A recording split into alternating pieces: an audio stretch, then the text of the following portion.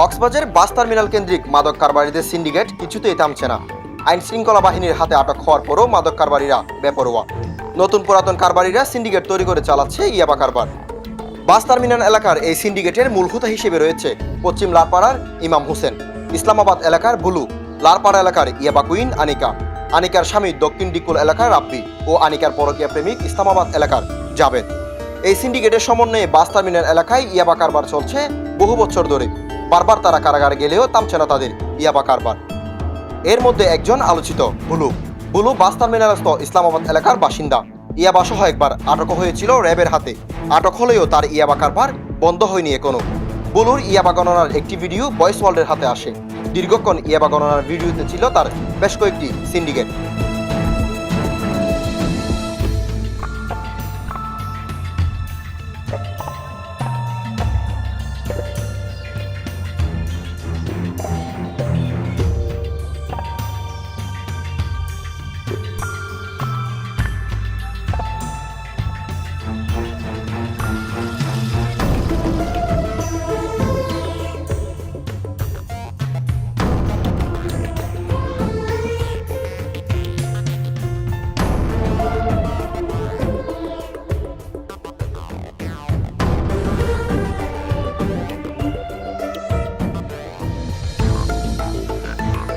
বুলুর ইয়াবা সিন্ডিকেটে রয়েছে লারপাড়া এলাকার ইয়াবা কুইন আনিকা ও তার পরকীয়া প্রেমিক ইসলামাবাদ এলাকার জাবেদ।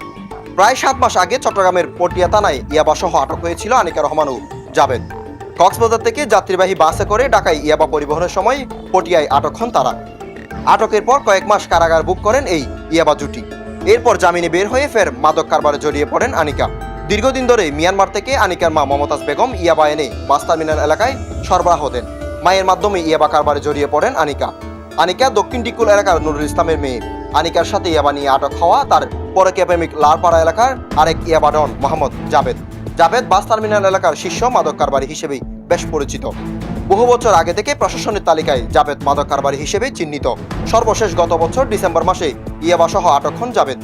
পরকীয়া প্রেমিক ইয়াবা কুইন আনিকার সাথে পটিয়ায় আটক হন জাবেদ বর্তমানে জেল থেকে বের হয়ে জড়িয়ে পড়েছে মাদক কারবারে। সিন্ডিকেটের সাথে সমন্বয় করে দেদারসে চালাচ্ছে মাদক কারবার। জাবেদ লারপাড়া এলাকার সেলিমের ছেলে।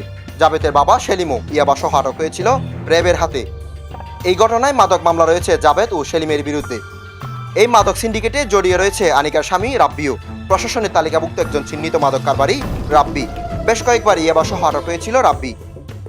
এই সিন্ডিকেটের মূল ডন হিসেবে চিহ্নিত ইমাম হোসেন। ইয়াবা কাণ্ডে 2019 সালে আত্মসমর্পণ করেছিল ইমাম Hossain.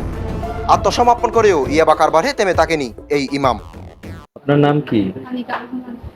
News desk, voice world 24, Cox's Bazar.